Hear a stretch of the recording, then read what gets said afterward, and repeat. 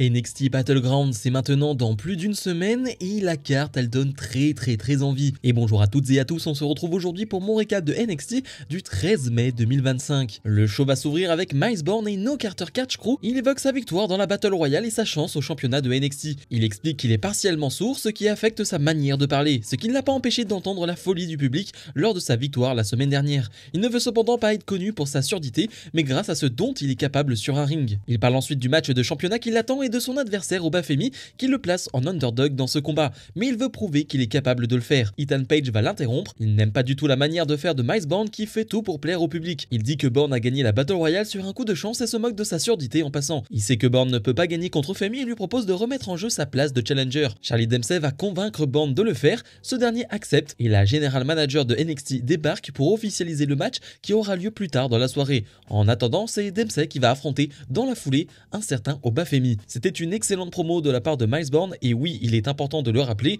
Miles Borne le dit dans cette promo, il est partiellement sourd. Je dis cela aussi parce que la semaine dernière, j'ai vu pas mal de commentaires et heureusement pas sur cette chaîne, se moquant de la manière de parler de Miles Borne en oubliant qu'il est partiellement sourd. Alors j'espère bien sûr en commentaire de cette vidéo qu'il n'y aura pas de commentaires débiles, je préfère le dire. Si je vois des commentaires débiles concernant la manière de parler de Miles Borne, ce sera bien évidemment bloqué, hein, ne soyez pas étonnés. Moi j'ai trouvé que c'était une très bonne promo avec du cœur, avec de la passion et on s'en fiche de la manière dont il parle. Le plus important c'est ce qu'il dit, comme il le dit, ce n'est pas un problème, justement c'est une force pour lui et c'est très bien comme ça, c'est très bien vendu de la part de Miles Borne et j'espère bien sûr qu'il n'y aura pas de problème en commentaire de cette vidéo. En tout cas t'as vraiment moyen de faire de Miles Borne un très bon babyface avec bien sûr son handicap mais avec ses qualités sur le ring. Comme il le dit lui-même, il ne veut pas être jugé par rapport à son handicap mais par rapport à ses qualités sur le ring et c'est ce qu'on fera. On enchaîne directement avec le champion NXT qui fait face à Charlie Dempsey dans un combat de 9 minutes. Alors un peu déçu du début parce qu'on a directement une pub qui est bien agaçante mais sinon c'est un bon match et j'adore la physionomie du match. On a un Charlie Dempsey qui ne combat pas énormément en ce moment et c'est bien dommage parce qu'à chaque fois qu'on le voit, qu'est-ce qu'il est bon et surtout il a un style tellement à part, tellement particulier dans ce roster de NXT, il va réussir à mettre au sol Obafemi pendant de longues minutes. On a une domination quasi sans partage de Charlie Dempsey pendant 7-8 minutes où il essaye et il y arrive à maintenir Obafemi au sol, à blesser le bras d'Obafemi en boucle et en boucle et en boucle. Il ne fait que ça pendant 8 minutes, il te fait différents types de soumissions au sol, debout, il est assez impressionnant et Obafemi n'arrive pas à s'en sortir, Obafemi n'arrive pas à utiliser sa force et sa puissance pour se dégager de Charlie Dempsey et c'est assez impressionnant et c'est assez jouissif. D'ailleurs le public ne s'attend pas forcément à ce type de match là et ne sait pas trop pour qui il doit vraiment être, du coup c'est assez intéressant mais finalement Obafemi arrive à faire un contre, arrive à soulever Charlie Dempsey et il va enchaîner avec 2 powerbombs pour remporter ce combat, mais c'est 9 minutes de combat très plaisant qui me font dire que j'aimerais vraiment voir plus Charlie Dempsey combattre sur un ring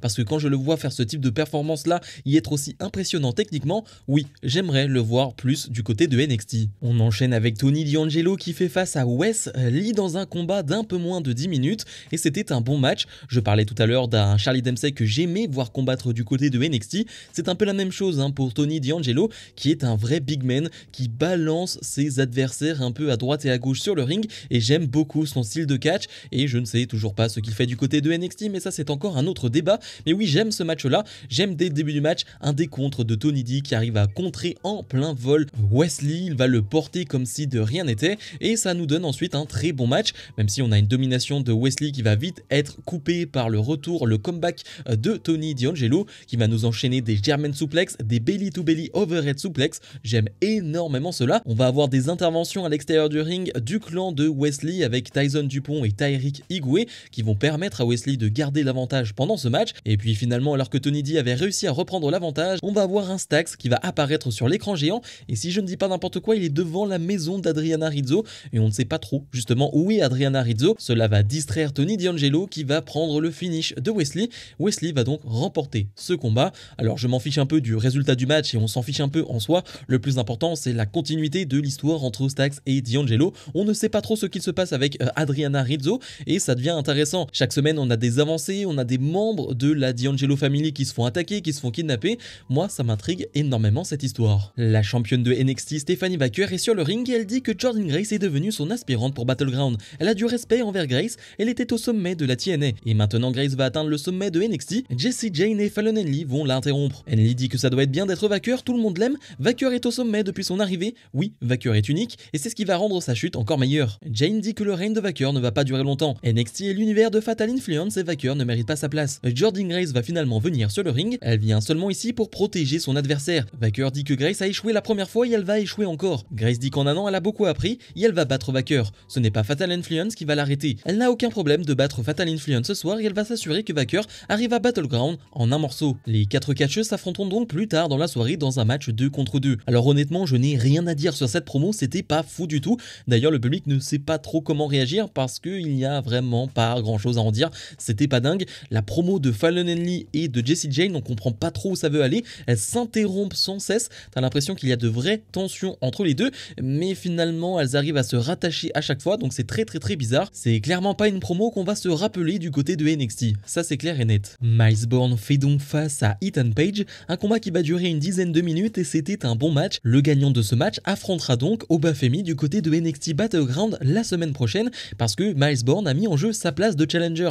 Donc c'est un match hyper important et c'est un match important aussi parce que ça permet d'avoir des répétitions pour Miles Bourne parce que oui il va bien gagner ce match, un petit spoiler qui n'en est pas vraiment un, mais donc c'est une répétition. On sait qu'il n'a pas eu énormément de matchs en solo dans sa carrière et sur les dernières semaines, certes il a cette grosse opportunité face à Obafemi, mais ce n'est pas un gros catcheur en solo encore Miles Bourne, donc il doit encore se parfaire, il doit encore avoir des matchs pour s'entraîner justement, donc c'est un match très important. On voit qu'il a des prises très intéressantes Miles Bourne, mais je pense qu'il va falloir qu'il affine, qu'il affûte un peu son arsenal de prises. Ça va un peu à droite et à gauche, on voit des références à un peu tous les catcheurs du monde et peut-être qu'il va falloir se restreindre et trouver son propre style, mais c'est normal, encore une fois c'est un jeune catcheur qui fait encore des moves à la Randy Orton, comme son Power Slam qui est magnifique ou comme son standing Moonsault qu'il va porter en fin de match, un Moonsault qui va lui permettre de remporter ce combat parce qu'il va enchaîner avec un tombé rapide et va donc remporter ce match et conserver sa place de challenger.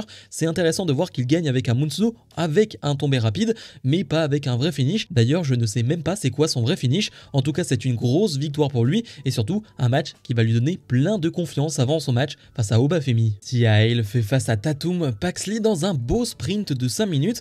Il est intéressant de noter qu'on a vu une Tatum Paxley en coulisses très énervée et surtout encore plus folle qu'auparavant parce que Tatum Paxley elle a perdu ses deux amis. Et oui, Gigi Dolin et Shotzi ont été dans la vague de licenciement de la WWE, donc maintenant elle est toute seule et on la voit totalement ravagée. C'est pour cela qu'on a ce match face à Tia Hale qui, comme je l'ai dit, est un beau sprint de 5 minutes. Ça ne perd pas une seule seconde, on va directement se jeter dans la gueule du loup et c'est assez divertissant à suivre avec une Tia Hale que j'aime beaucoup suivre, mais Tatum Paxley va faire une très belle performance. Il y a notamment une espèce de 450 leg drop qu'elle va porter qui était sublimissime et de l'autre côté Tia Hale qui essaye de placer sa Kimura Lock à plusieurs reprises et notamment dans la fin du match où elle porte sa Kimura Lock après un magnifique enchaînement, elle arrive à la positionner au sol et là Tatum Paxley va totalement péter les plombs et va mettre ses doigts dans les yeux de Tia Hale. L'arbitre va évidemment arrêter le match, disqualification. Paxley va continuer son attaque après le match et les officiels vont devoir intervenir. C'est intéressant comme manière de faire. On sait très bien ce qu'il s'est passé dans le réel, dans la vraie vie, avec le licenciement de Gigi Dolin et de Shotzi. Et bien t'en servir dans une storyline où Tatum Paxley pète totalement les plombs,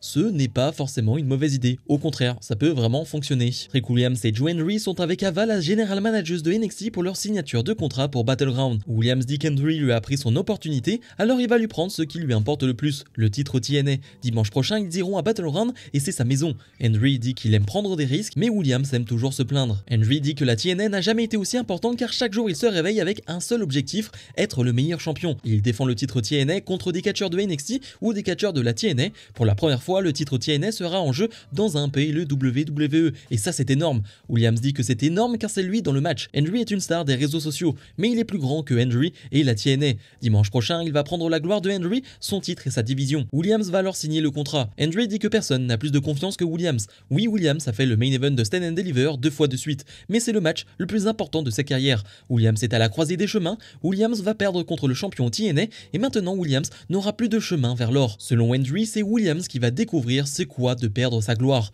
Henry va alors signer le contrat pour terminer ce segment. C'était excellent et on voit un Williams très perturbé à la fin parce que Henry a vraiment touché une corde sensible. Et oui, si Henry gagne ce match, si Henry conserve son titre de champion TNA, c'est quoi la suite pour Trick Williams qui se plaint depuis des mois et des mois de ne pas être champion NXT, qui ne veut qu'une seule chose, c'est la gloire et l'or. Et si cette fois-ci, encore une fois, il perd, si cette fois-ci il ne devient pas champion, qu'est-ce qui va se passer pour Trick Williams? Et ça c'est hyper intéressant parce qu'on voit dans les yeux, dans le regard et sur le visage de Trick Williams Williams, eh bien que Joe Hendry a touché quelque chose d'important. Et c'est une vérité. On ne sait pas ce sera quoi la suite pour Trick Williams. Et j'avoue que j'ai adoré ce moment-là. C'était intéressant de voir que ce segment n'a pas été fait sur le ring. On n'a pas mis d'ambiance du public ou quoi que ce soit. On était dans une salle bien à part et ça a donné un côté très solennel à ce moment que j'ai plutôt bien apprécié. Et dans le main event, Stephanie Vaquer et Jordynne Grace font face à Jessie Jane et Fallon Henley de Fatal Influence. Un combat qui va durer 10 minutes et c'était un excellent combat féminin.